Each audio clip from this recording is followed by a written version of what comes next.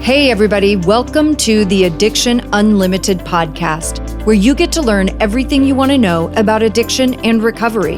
I'm your host, Angela Pugh, co-founder of Kansas City Recovery, life coach, and recovering alcoholic. To learn more about me, you can listen to episode 0 on your podcast app or find us on the web at addictionunlimited.com. Listen, I'm not afraid to say you guys are going to love this episode, okay? Like usually I'm not that 100% confident, but I'm telling you with this one, you're going to love this.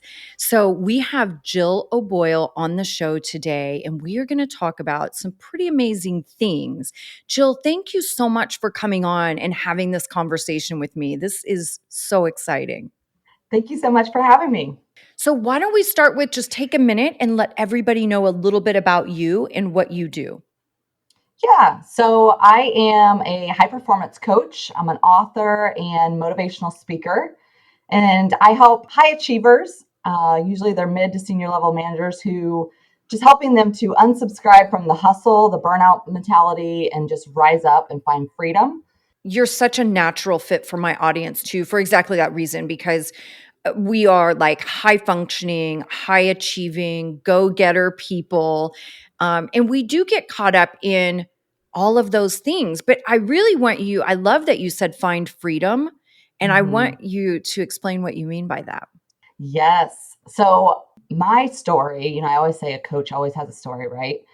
And I lived my life on this burnout mentality. Like, say, I was living my life on this hamster wheel of busy work and burnout. And through that, I kind of like looked back at my life and I was like, kept asking that question, like, what is it, Jill, that you are like craving so much? And that word freedom just kept coming up. I'm like, I just want to find freedom. And I think as a young girl, growing up, like I was a free spirit. Whatever brought Jill joy, Jill did. Like follow the breadcrumbs of joy. And I was very intuitive and just really just followed whatever I thought I wanted to do. And it really brought me happiness and it brought me freedom. And that filled my soul. But I got to a point in my life, really, I would say around the age 30, where I became a mom. I became a wife first, and then I became a mom. Was pretty much killing it in my career, growing in my career. But yet as I was growing in my career, I was like, got to that point, like, is this it? Like, I think I heard this voice in my head, like say, so this is it. Like, this is where you're at. Like, you're a wife, you're a mom. You're going to work all the time. Like, just accept that this is it. Like, your fun days of finding joy are now over. And that really didn't sit real well with me because I was like, wow, really? That's where we've gotten to? Like, this is it?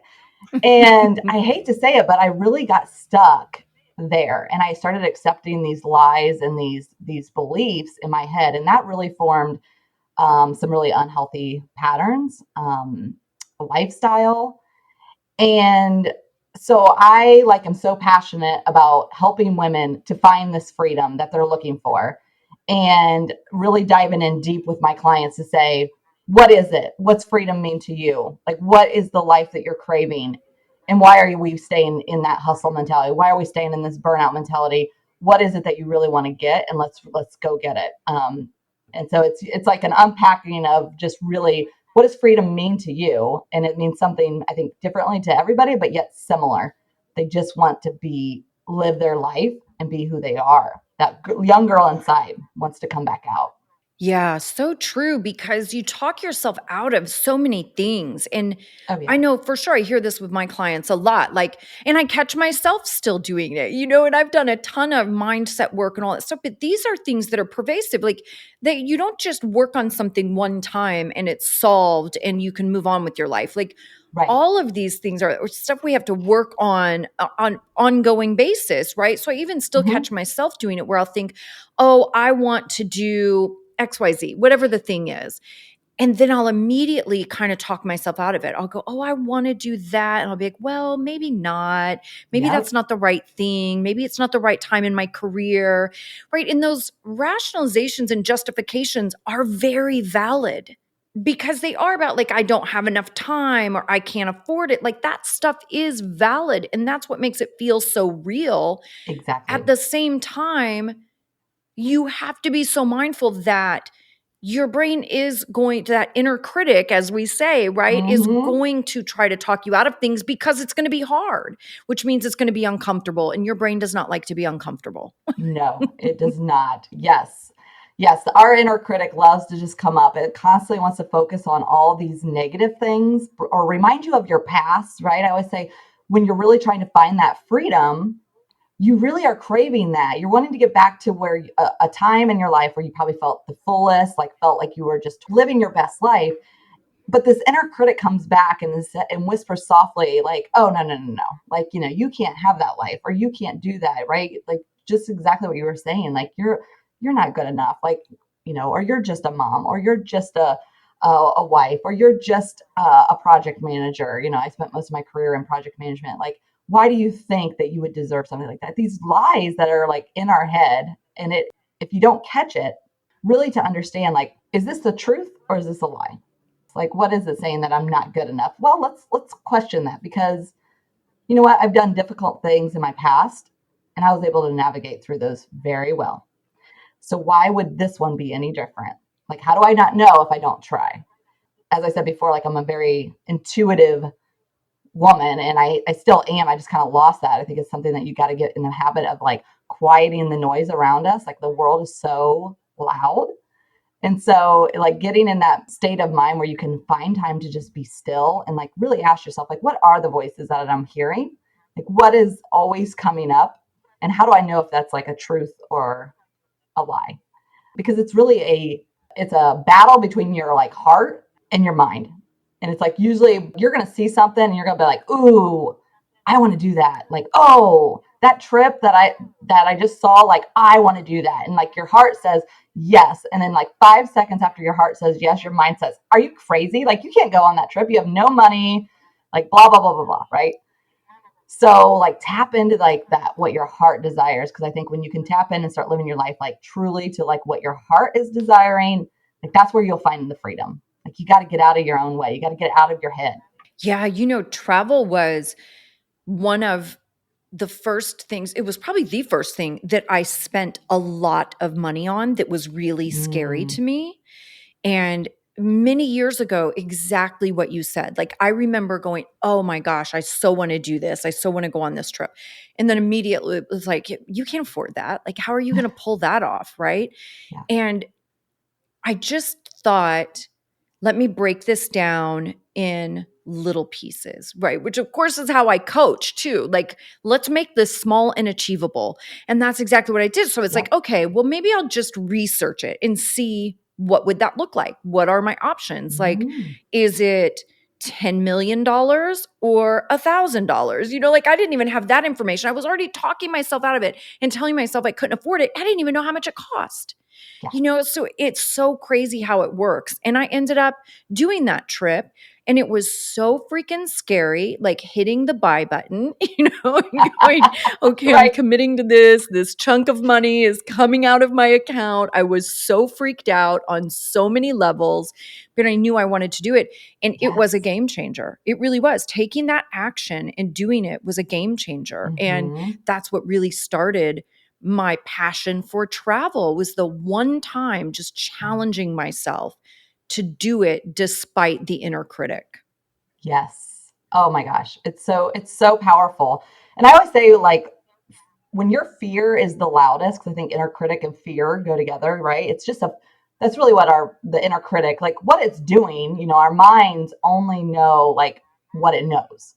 And so when you're about to do something that you haven't done before, or you're about to step out of that comfort zone, like the brain is its only way to help you is to keep you in that survival mode. And so it's like, ooh, you're getting a little too far, Jill. Mhm. You're stepping a little too far out of that comfort zone.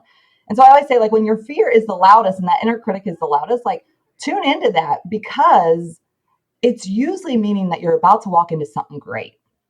You're about to walk into something that is going to set you up for success. And so like really, really hone into like those voices. Like sometimes it can be good. It can, like, if you tap into it and you can start to hear the voices, you're like, oh, and you can have fun with it. Cause I like to name my inner critic. I give her a name because it makes it a lot more fun. And so no offense to anybody whose name is Margot. And so when I hear her and she's like, really loud and chattery in my head, I'll make some fun of it and be like, oh, I hear you, Margot. Oh, I hear you loud and clear. And thank you for trying to protect me. But I think I'm going to walk into something pretty badass. So appreciate being here, but I'm still going to do it anyway. That's really good too, that to acknowledge it and have some gratitude for it instead of being irritated by it or put Yes. off by it. I love that. That's so powerful. Just like, hey, I Mm-hmm. appreciate you. I appreciate you trying to protect me. At the same time, I think this is going to be kick ass. Yeah. You know? Exactly. Exactly. So you can have some fun with it for sure. It is a whole dialogue. Like the inner critic is not a monologue of it just talking because all of us talk back to it, Mm-hmm. and which also was a powerful exercise for me, especially when I was getting sober. Like whenever a thought of a drink would pop into my head or I'd think, "Oh, I want a Mm-hmm. drink" or something like that, I'd be like, "Sorry, dude, we don't drink anymore. Like get over it." You got to figure out a different solution Yes. because that's not what we do anymore. Like it was Mm-hmm. a dialogue. I Mm-hmm. go back and forth with that voice in my head and hashing it all out. Oh, all the time. Like I was stuck in a long time of, and I think this is where sometimes if you're not familiar with the inner critic or you're not tuned in to really knowing how to navigate it, it can hold you in dark spots in places for a long time. But I share really openly about how my burnout and living my life on that hamster wheel of busy work and how the noise was so loud. Like we have emotions that come up all the time, but many of us, what we do is we don't deal with the emotions, right? We don't want to sit with our feelings. We don't want to even like think about that. And so we just, when the noise is so loud, it's easy for us to listen to that inner critic more because we're just like, oh yeah, you're right. Right. Because we're just so busy. We're on this hustle mentality and we hear something and we're like, oh yeah, you're right. Like you don't even have time to sit down to like really process like what is these voices? Is that true or not? And so I always say people like, miss opportunities all the time because they're just going through the motions of the busy work. When you do that, you can get stuck in some really bad habits and some unhealthy patterns. Like for me, I kept hearing the voice of like, you're not good enough. You're unlovable. Like your husband doesn't love you. Like, I think earlier I talked about like, well, you're just a wife, you're just a mom. Like, and that didn't really sit well. And instead of like really diving into that truth, like, is that a truth or a lie? Like I just kept believing the lies over and over and over. And the one thing that I knew that I was really good at was work. So I was in project management. I led a team in project management in a way to cope with those voices. I just was like, well, I know I'm really good at work, so I'll just continue working and working and working. Well, that, wasn't healthy for my marriage, wasn't healthy for my kids. Like mom was working all the time or traveling all the time. And then I would get home and I still didn't want to deal with what I was feeling. So I'd numb it with wine. So one glass turned into two, turned into three. And so I just found myself on this bad hamster wheel of drinking and working. Well, Angela, you know where that led? That led me to being late night at the office all the time, working on like a huge project with a coworker. And then now, because I feel like I'm not good enough, because I feel like I'm unlovable, because I feel like all these voices in my head are telling me these lies, now I have an inappropriate relationship. I'm caught up in an affair with a coworker. It was bad, like rock bottom moment where I looked in the mirror one day and I was like, holy shit, like how did I get here? I know my husband loves me. Like, we just weren't communicating, and all the unhealthy habits just started taking over my life. So, when I say like we got to fire that inner critic and we got to really like stop the hustle and like sit down, like nobody wants to sit down with our feelings, but when you start getting in those habits, like you really need to sit down and really think like what's the truth, what's the lie, and what's really going on? Like what's the root of this problem? And it was only until that moment when I finally looked in that mirror and I realized, wow, I've got to change, that I did that. I had to get to my rock bottom to see how much burnout had affected me, how much my inner critic had affected me. And so when I finally started like sitting down and really getting a pen and a paper out and journaling some things, like then I saw the truth. And through that, my marriage has been restored. Like our marriage is better than it's ever been, which just sounds crazy to anybody who may have went through an affair, but like we got really intentional. And so I talk openly on my podcast, like you can turn these battles in your life to a breakthrough. You can use it for good. And like, look at that. Like I'm sharing openly in a book on stages about my affair to just try to help somebody else in need. So sometimes these inner critics, like they can lead you places you would never think you would have been, but really get a handle on it, really try to get out of your own way and sit down and stop this hustle to really tune into what the voices are that you're hearing. And the hustle isn't always, I feel like that term is always used in like work and career, but the hustle is not only professional, right? The hustle is Right. also life, like just getting through Totally. day to day, especially if you're a spouse and a parent, right? Like there are so many moving parts from the minute your eyes open till you fall in bed. There are so many things to do. You're being pulled 1,000 directions. And me, Yes. I don't have kids, but I'm the same way with work, right? It is work for me, and that Right. I have multiple businesses. So being pulled all those different directions 24/7, phone blowing up 24/7, you have to get really intentional, just like you said, about how am I living my life? Mm-hmm. What do I want this to look like? How do I set some healthy boundaries? I've had to really set some Oh, yeah. boundaries in my professional life because I will Yes. sacrifice everything, like I will run myself Yes. ragged, like just working because I can and Mm-hmm. I love it too. There's Yeah. not a piece of my work that I don't love and enjoy. And that makes it even easier to do it way too much. you Right. know?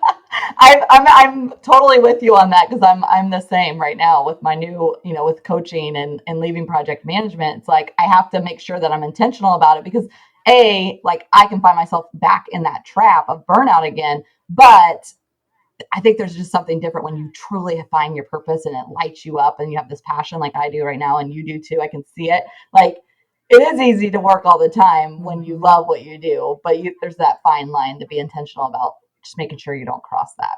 Do you find when you talk about getting stuck or being stuck, do you find with your clients or even your personal experience, was there an area of your life that you were stuck in more than other areas? Because I always think of life Mm-hmm. as the wheel, right? And there Yeah. are all these, there's professional, family, spiritual, there are all these components of life.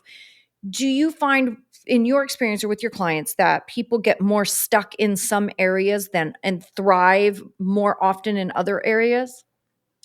Yeah, so it's most of my clients, they're coming to me because they're stuck in some capacity, and whether that's work, right? They're burnout in their work, or they're stuck in their personal relationships, right? Their personal life, like you said. Like there's just we live in a busy world. Like we have a lot on our plate and a lot of our agenda. And so I have found that most people they're stuck really, it's not you're not physically stuck, but you are stuck emotionally into adapting some kind of a belief of this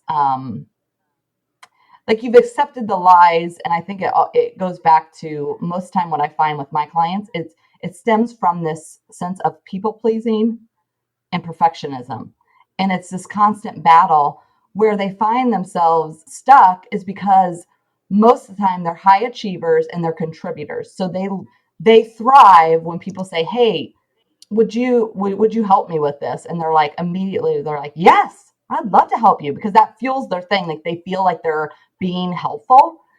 But what they're doing is they give and they give and they give and they give and they give and they give and so they're stuck because they get home and they have nothing to give. So they have nothing to give to themselves. So they're starting to feel depleted. Like I always ask this question to my clients and I always get like I'm always shocked, but yet I'm not, because I was the same way. I always ask them, I was like, what do you love to do? Like, what brings you joy? What is one thing that you love to do? And they stare like this long pause and they're like, Jill, I don't even know. I don't even know. And that's because of this people pleasing that has been adopted as a young child, where they feel we need so much of this approval from others. We hate rejection. And so we want to be liked all the time. And social media has just blown this up even more. I feel terrible for these young kids who are having this like right by their phone and addicted to their phones all the time of this approval. So it goes into like this people pleasing and contribution where they're getting stuck because they have not filled their cup up at all. And I always say you have to fill your cup up before you serve other people. And so because of that, it starts to wear on all this stuff, and our inner critic starts firing up more because then they feel like they start blaming their husband because they're not, contributing enough, or they start blaming their kids, and it just is a trickle effect. And they're like, I just don't know anymore. Like I don't do anything for myself. I don't know the last time I've had fun. And so it's like this people pleasing. And then I always say like perfectionism too, is they feel in their mind that they're never good enough. And that's definitely a childhood trauma, that somehow they've adopted this belief that they are not good enough. They are not worthy to receive. They just have to strive harder and harder, whether that's in their marriage, like my spouse, like I kind of adapted that where I thought, my husband didn't love me. And so I took it to the complete opposite, right? I was like, oh, well, somebody at work loves me, so I'll just attach myself over here. Like, but they're all like, it all stems from just completely just finding yourself, not filling your own cup up, giving your own self some grace, and just getting out of your own way and really sitting with some of these feelings, getting back in touch with like, what do you love to do? Like, get a journal and be like, start thinking about what is something that you love to do that would bring you joy, and like, go do it. Go do that. Yeah, this is exactly the same experience I have with most of my clients too. It's in that personal life Mm, realm that they're unfulfilled. It really is unfulfilled. Like, if you can't think of what you like to do and what lights you up and what makes you smile, whether it's a hobby or some activity or people or like whatever your thing is, if you can't think of things, and we talk about this all the time in my private Facebook group too, that like, what do you love? And people are like, I have no idea who I am anymore. Like, I'm yes. getting sober now and I have no idea what I like to do because our lives become all about drinking and everything we do is drinking. Hmm. So it's all drinking activities. And you really lose sight of what actually brings you joy because Yes. we just sit on our lazy asses and drink, right? And you can do I know. anything and drink and tell yourself you're having fun, right? It just makes you super lazy and uncreative. Like, it just Yes. deadens everything when you just drink and you use drink as your way to connect with your spouse, and you use drink as your method of having fun, and you Hmm. use drink as your way to connect with coworkers or friends, right? Like, everything becomes about drinking. You take that Yes. away and it's like, wow, well, what do I do with my time?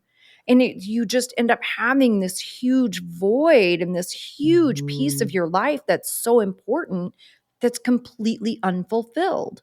Oh, it is so true. I always say,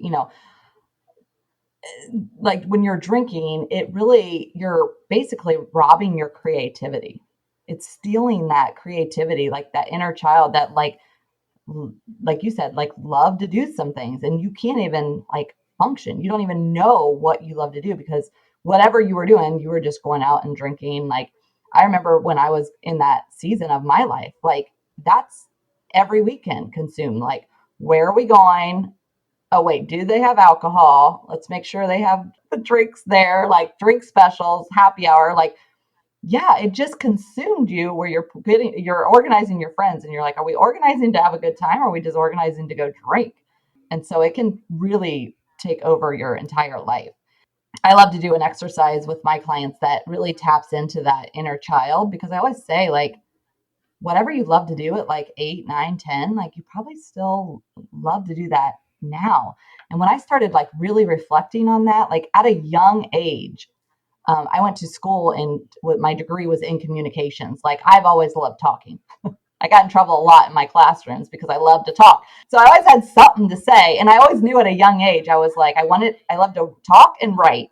And I stopped doing all that in my career. Like I never wrote or sat down or read or anything.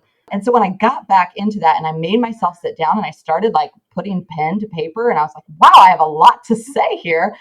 I like knew at a very young age, I visioned myself like being on stages, speaking. I was always the leader in my circle of friends, always planning events, organizing events.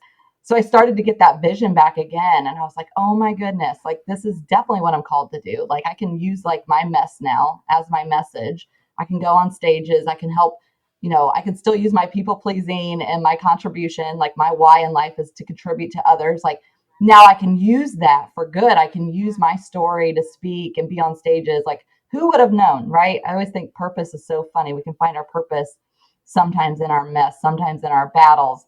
God has a funny way of doing that sometimes where he'll finally, if you don't sit down, he'll sit you down and he'll say, all right, here's the thing.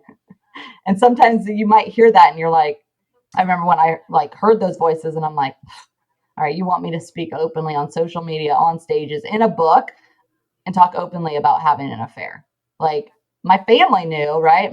My close ones, but we had so many friends that didn't know for a while, and one by one, he just kept bringing me women after women that didn't know us, like during the affair, like afterwards, right? Like our kids' parents and things like that, baseball moms, and they would start saying like, you and Jack, my husband's named Jack, we're Jack and Jill. That's always a funny thing. Like you and Jack have a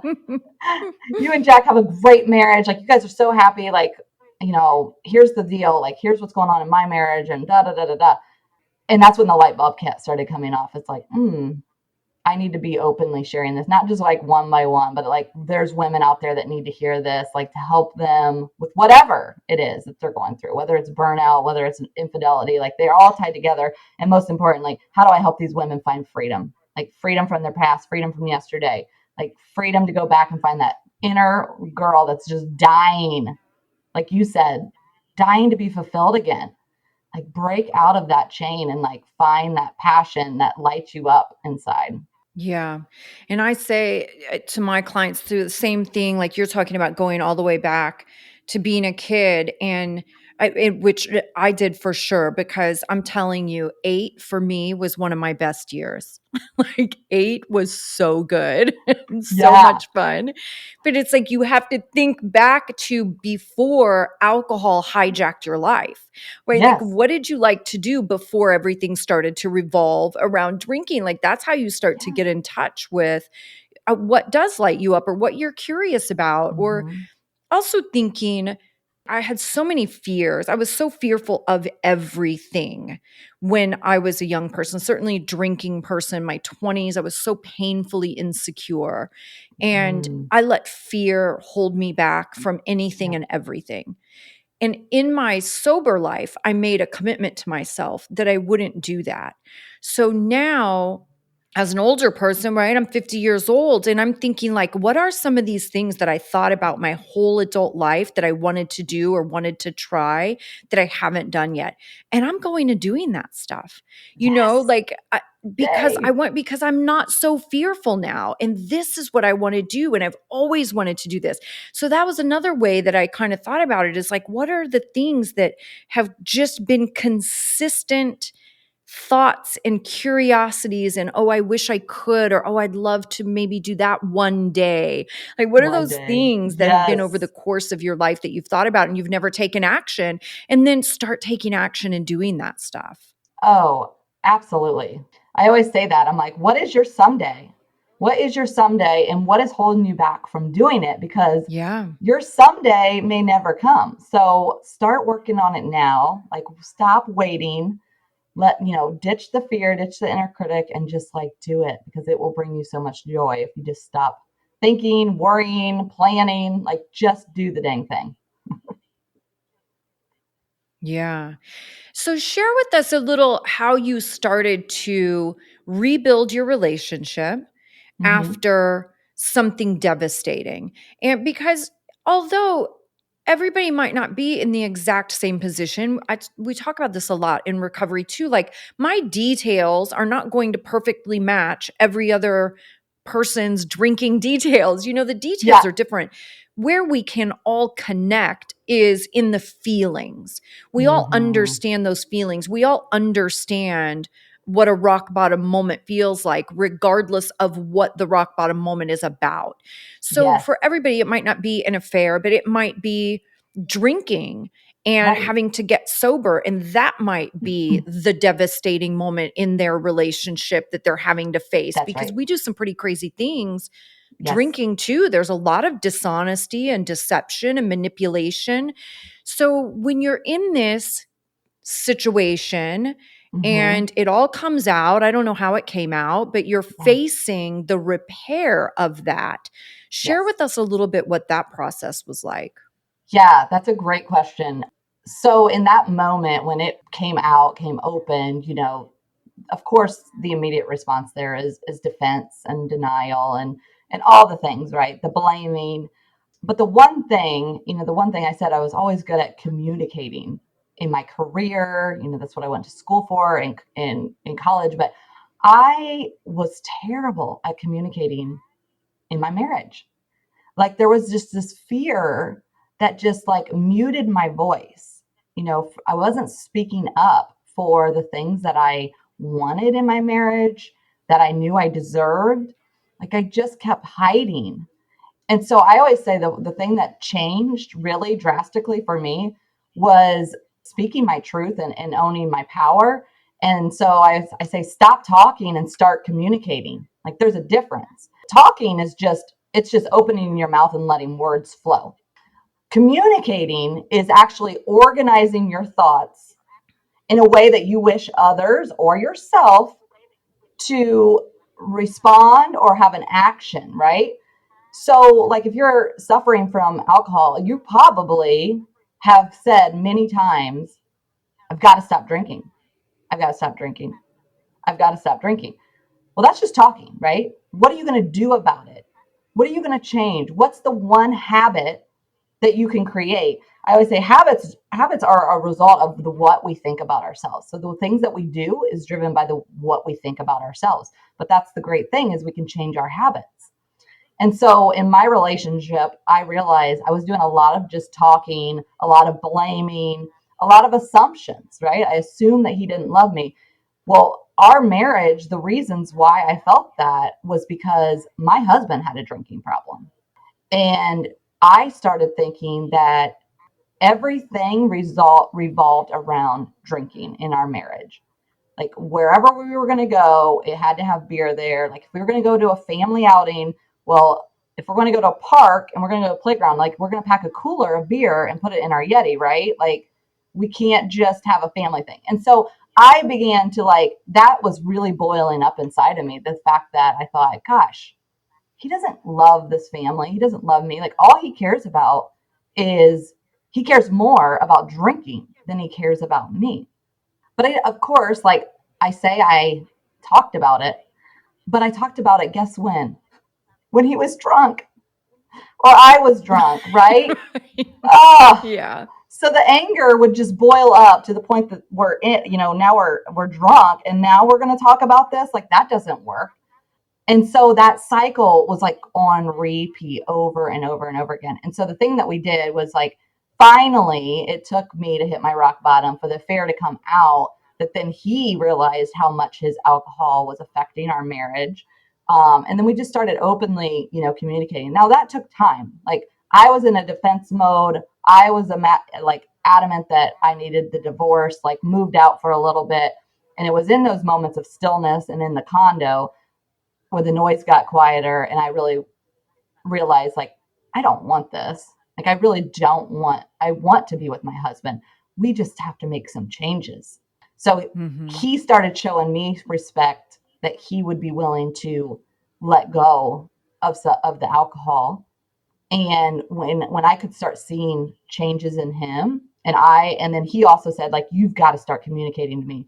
Like I've got to know what you're feeling, what you're thinking. Like if we're going to make this marriage work, we've got to communicate. And that is one thing that every person who is in a marriage knows. Like it does. Marriage is not easy, but if you're not talking or not talking, if you're not communicating and you're just talking, and you're just pointing orders and pointing fingers, like that's not going to work. And so we got really intentional about communicating. He communicated and made like it's night and day, night and day. And so that was honestly huge in helping us to rekindle that and get back. I had to also, realize what are things that's going to increase his anxiety, right? Because I had to go to this job where this person was at for 4 years after that affair. And that person was still sitting, in the office down the hallway. that's talk about Mm. commitment from my husband. And so, in order to get through that, I had to be communicating to him throughout the day. I had to build that trust back. Mhm.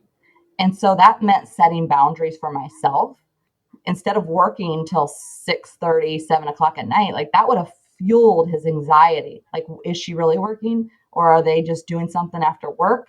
And so I was intentional. Like I blocked from 4 to 5 on my calendar, like so that I could be out of there at 5 o'clock. Like that was my time to wrap up my day. I was not going to be stuck in a meeting because I was intentional. I wanted this to work. So I had to make some changes. I had to not let my work consume me anymore. And so we both like made changes and we both started communicating. And I think when you're really wanting to change your life, what is it? Like quit talking about it, start communicating, start making the actions. And that being intentional, like you said, you blocked off the last hour Right. of your day to wrap up because your commitment was to be out of there at that time. Those are the pieces I feel like people are so missing. It's like Yeah. when you are intentionally choosing what you want your life to look like, what you want your relationship to look like, when you are Mm-hmm. setting those boundaries, you're taking those Yeah, actions to make it the way you want it to be. It's not just about going, that's "Oh, right. I hope this works out." It's being intentional and you make it the way you want it to be. That's so powerful. We as human beings are so fearful of, yeah, I think it is kind of human nature to be fearful of confrontation. And Yeah. you're talking about having some extremely difficult conversations, as every relationship has. You have to communicate through those things, whether you like it or not.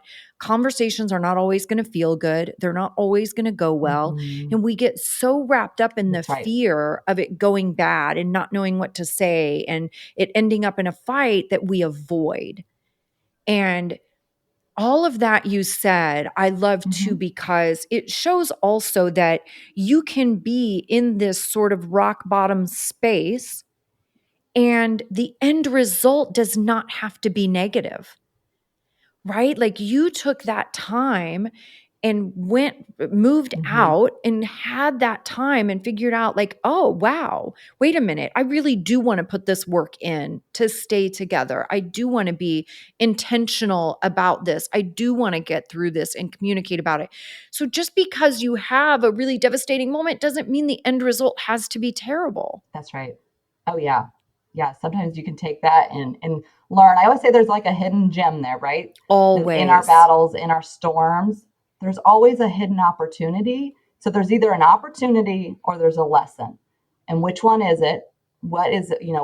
What's speaking to your heart about this? Because I think, I some of the stories that we hear, I think this world live, I mean, that's why podcasts are growing is because people thrive on hearing stories.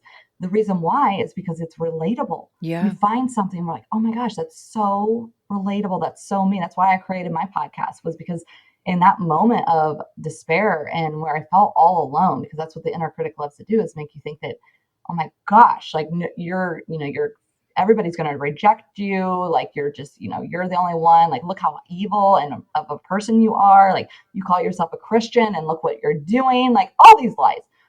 And it's like in those moments where you can like really look at that and think, how can I use this for good? What's the lesson? Because all things do. We can really, if we be intentional, we sit with that, we can really say, what's the lesson or what's the opportunity? What can I learn from it? And hearing a story is so impactful. And that's why I share these stories on my podcast and like love podcasts, is because I give the women Mhm. this chance to feel that they're not so alone, and they can like find a safe space to hear, oh my gosh, I can relate to that. I'm not alone. And it just makes us feel better. So we just crave stories all the time. And Yeah. the powerful Well, ones are the ones that you have that rock bottom moment. I think the stories are those people who have turned that rock bottom moment and used it for something good or inspirational. yeah. I appreciate so much you sharing your story because I know that's not easy.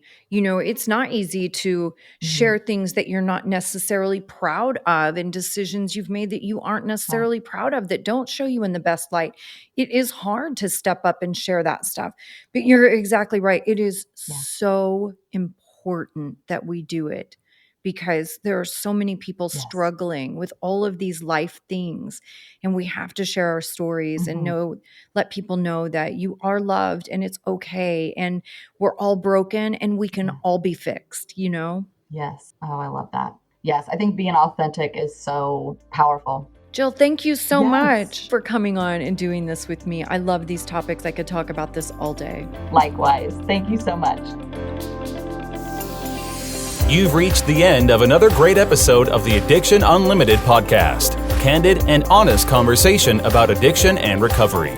Be sure to visit us at addictionunlimited.com to join the conversation and access show notes and links to everything we talked about. Love this episode? Please take 30 seconds to subscribe, rate, and review on iTunes to help us improve and give you the information you want. Thanks for listening. See you next week.